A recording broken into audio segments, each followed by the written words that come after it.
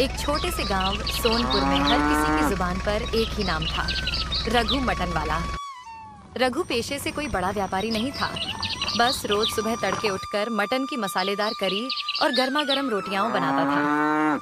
लेकिन उसकी खासियत यह थी कि वह अपना ठेला गांव के चौराहे पर नहीं लगाता, बल्कि खेतों के बीच, जहां किसान मेहनत में डूबे रहते थे, वहीं जाकर अपना ठेला सजाता। सुबह के 8 बजते ही रघु अपना छोटा सा ठेला धकेलते हुए खेतों की ओर निकल पड़ता। खेतों में काम करते किसानों की आंखें उसके ठेले को देखकर चमक उठती।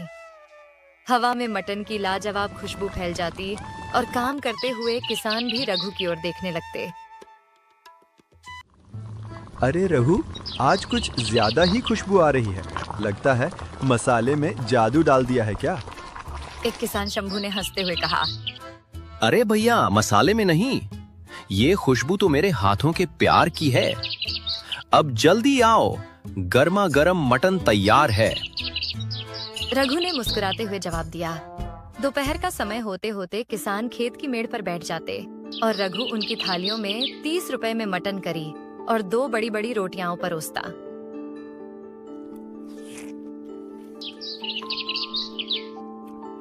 रामलाल किसान ने थाली से टुकड़ा तोड़ते हुए कहा। रघु, तेरे हाथ का मटन खाकर तो थकान ही उतर जाती है। बाकी कोई दुकानदार इतना सस्ता और स्वादिष्ट खाना कहाँ देगा? अरे भाई, तुम्हारे जैसे मेहनतकश लोगों के लिए ही तो ये ठेला लगाता हूँ। शहर के होटल में क्या रघु का मटन बिकेगा? असली स्वाद तो तुम्हारी मिट्टी की खुशबू के साथ ही आता है। रघु ने गर्व से कहा। किसान खाते खाते आपस में हंसी मजाक करते। एक किसान ने मजाक में कहा, रघु, अगर तेरी शादी हो गई ना, तो तेरी पत्नी तो तेरे मटन की रेसिपी जानकर ही तुझे घर से बाहर नहीं निकलने देगी। रघु ने हंसते हुए जवाब दिया। अरे भाई, जब तक ये मटन तुम्हारे पेट में जाएगा तभी तक मेरी दुकान चलेगी। शादी का तो बाद में सोचेंगे। खाना खाने के बाद किसान फिर से खेतों में लग जाते। रघु अपने ठेले के पास बैठकर हल्की हवा में सुकून से चाय पीता और खेतों की हरियाली निहारता। उसके लिए यह ठेला सिर्फ रोजगार नहीं था, बल्कि किसानों की मेहनत में खुशी का स्वाद घोलने का जरिया था। उस दिन भी खेतों में मटन की खुशबू और हंसी की आवाज गूंजती रही।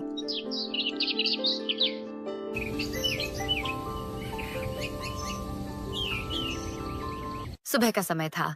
रघु ने रोज की तरह जल्दी उठकर बकरा धोया, टुकड़े काटे और बड़े देगची में मसाले डालकर मटन पकाने रख दिया।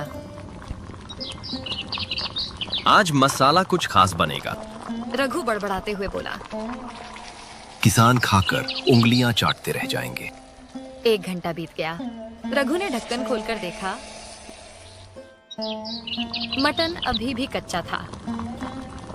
अरे यार, ये क्या हो रहा है? आज मटन पक क्यों नहीं रहा? कहीं ये मटन ज्यादा सख्त तो नहीं? वह चिंतित हो गया। उसने आंच तेज की और फिर इंतजार करने लगा।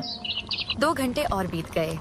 पसीना पोंछते हुए रघु बोला, अरे भाई, ये मटन तो मुझे परेशान करने पर उतारू है। किसान तो खेत में भूख से इंतजार कर रहे होंगे। आखिरकार 2.5 घंटे बाद मटन पकने लगा। रघु ने राहत की सांस ली। चलो, अब तैयार है, लेकिन अब तक तो बहुत देर हो चुकी होगी। जल्दी ठेला लगाना पड़ेगा। उधर खेतों में किसान आपस में बातें कर रहे थे। अरे, आज रघु का ठेला नहीं आया। भूख से पेट में चूहे दौड़ रहे हैं। लगता है आज छुट्टी कर दी होगी उसने। चलो, गांव के ढाबे में चलकर कुछ खा आते। हाँ भाई, पेट में और भूख बर्दाश्त नहीं होगी। आज रघु का मटन नहीं मिलेगा तो ढाबे का दाल चावल ही सही। किसान उठकर गांव के ढाबे की ओर निकल पड़े। इधर रघु ठेला लेकर भागता हुआ खेतों की ओर जा रहा था। अरे यार, आज तो गड़बड़ हो गई। कहीं किसान लौट तो नहीं गए?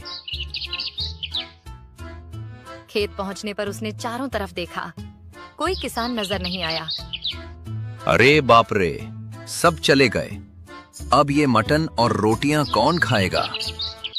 वह मायूस होकर ठेले पर बैठ गया।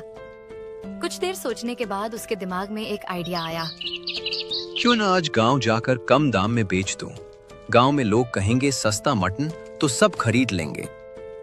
वह ठेला मोड़कर गांव की गली में आ गया और जोर जोर से आवाज देने लगा। अरे सुनो, गर्मा गर्म मटन सिर्फ 20 रुपए में थाली, जल्दी आओ। गांव के लोग चौंक कर बाहर निकले।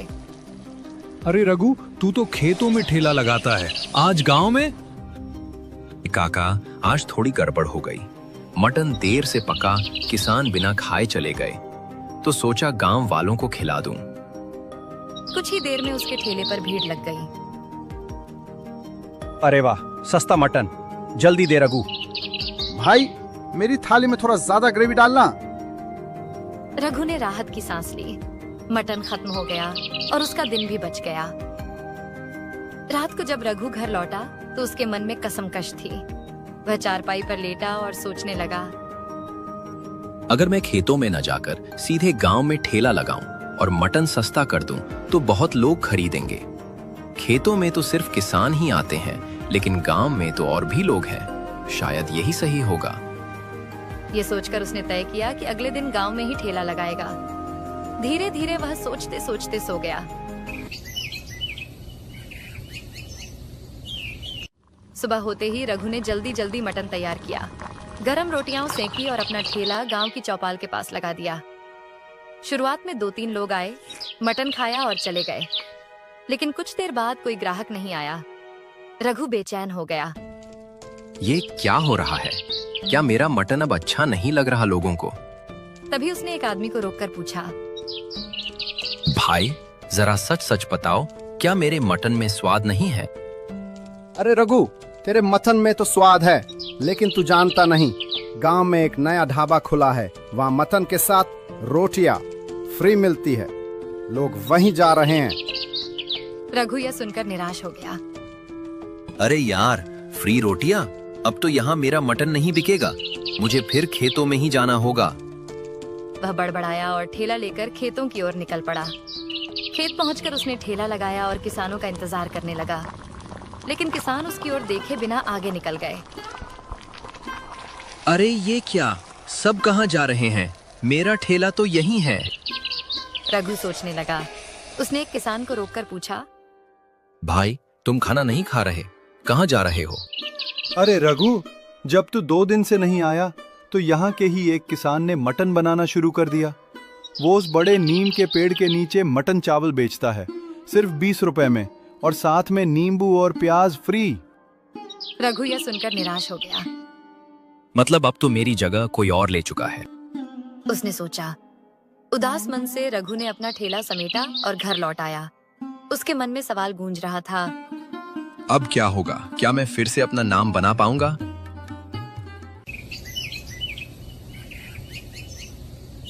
सुबह होते ही रघु ने मन ही मन ठान लिया, अगर वो किसान 20 रुपए में मटन चावल बेच सकता है तो मैं 10 रुपए में बेचकर सबको अपनी तरफ खींच लूंगा। चाहे जो करना पड़े, ये ठेला फिर से मेरा ही राज करेगा। लेकिन उसे पता था कि 10 रुपए में बेचने के लिए खर्च कम करना पड़ेगा। उसने सोचा, सस्ते मसाले और सस्ता मटन खरीद लूंगा। अगर स्वाद पहले जैसा रख पाया तो सब मेरे पास ही आएंगे। रघु तुरंत बाजार चला गया। वहां से उसने कम कीमत का मटन खरीदा और मसाले भी सस्ते वाले ले आया। घर आकर उसने मटन पकाना शुरू किया। मसाले डालते वक्त उसके मन में हल्की घबराहट थी। पता नहीं ये सस्ता मटन पहले जैसा स्वाद देगा या नहीं। 2 घंटे बाद जब मटन तैयार हुआ तो उसने छक्कर देखा। अरे वाह, स्वाद तो पहले जैसा ही है। सस्ते मसाले में भी वही मजा आ गया। अब तो आज मेरी जीत पक्की है। खुश होकर उसने जल्दी जल्दी रोटियां बनाई और ठेला खेतों की ओर धकेलते हुए जोर जोर से आवाज देने लगा, अरे भाइयों, 10 रुपये में टेस्ट वाला मटन, एक बार खाओगे तो बार बार आओगे। किसानों ने उसकी आवाज सुनी और हैरान होकर ठेले की ओर दौड़े। अरे रघु, आज इतना सस्ता कैसे बेच रहा है? 10 रुपए में तो दाल चावल भी नहीं मिलता। अरे भाई, एक बार खाकर देखो, फिर खुद समझ जाओगे। स्वाद वही पुराना, लेकिन दाम आधे। किसान एक एक कर बैठ गए। रघु ने प्लेट में मटन करी और रोटी परोसी। किसान छकते ही खुशी से उछल पड़े। अरे वाह रघु, दाम कम और स्वाद वैसा ही। अब तो रोज तुम्हारे ठेले पर खाएंगे। हाँ, 10 रुपए में इतना बढ़िया मटन, अब किसी और के पास क्यों जाएंगे? कुछ ही देर में उसका सारा मटन बिक गया। किसानों ने जाते जाते कहा, रघु, तू कल भी इसी दाम पर लगाना ठेला, हम सब तेरे पक्के ग्राहक हो गए हैं। रघु के चेहरे पर संतोष की मुस्कान थी। घर लौटते वक्त उसने मन ही मन कहा, अब इस ठेले की बादशाहत फिर मेरे हाथ में है। सस्ते में बढ़िया मटन देना ही मेरी असली जीत है। उस रात रघु ने चैन की नींद सोई, क्योंकि उसे पता था कि वह फिर से किसानों का चहेता बन चुका है।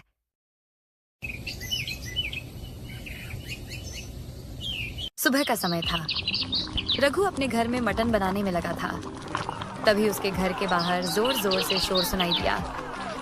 उसने जल्दी से बाहर आकर देखा, 4 से 5 गुस्से में भरे किसान खड़े थे। अरे भाई, क्या हुआ? इतना शोर क्यों मचा रहे हो? एक किसान गुस्से में बोला, रघु, तुम्हारा वो सस्ता मटन खाकर हम बीमार हो गए। कई किसानों को अस्पताल तक ले जाना पड़ा है। तुम्हारा मटन कोई खा नहीं रहा था, इसलिए तुमने दाम घटाए और खराब सस्ते मसाले इस्तेमाल किए। यही वजह है कि हम बीमार पड़े। तुम्हें पैसे का लालच अंधा कर चुका है। रघु हैरान रह गया और बोला, नहीं भाई, मैंने अच्छे मसाले ही इस्तेमाल किए थे। हो सकता है कि तुम्हारी तबीयत उस दूसरे मटन वाले के खाने से खराब हुई हो। मेरी तरफ से तो इस मोती एक। तभी तीसरा किसान बात काटते हुए बोला, नहीं रघु, हमने उस दिन किसी और का नहीं, सिर्फ तुम्हारा ही मटन खाया था। तुम ही इसके जिम्मेदार हो। रघु चुप हो गया। उसे महसूस हुआ कि अब सच्चाई छिपाना बेकार है। वह हाथ जोड़कर बोला, भाइयों, मुझसे गलती हो गई। हाँ, मैंने सस्ते मसाले लिए ताकि सस्ते में मटन बेच सकूं। मेरा इरादा तुम्हें नुकसान पहुंचाने का नहीं था। मैं माफी मांगता हूं।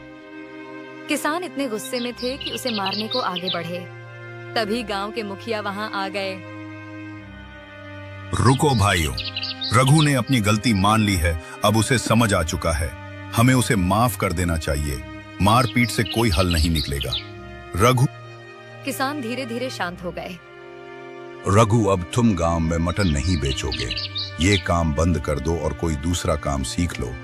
ईमानदारी से मेहनत करो, तभी लोगों का विश्वास लौटेगा। ठीक है मुखिया जी, मैं अब कोई और काम करूंगा। मुझे माफ कर दीजिए। सारे किसान वहां से चले गए। रघु घर लौटकर चुपचाप चारपाई पर बैठ गया। अब मैं क्या करूं? मटन बनाना ही मेरा काम था, लेकिन अब। वह सोच में पड़ गया।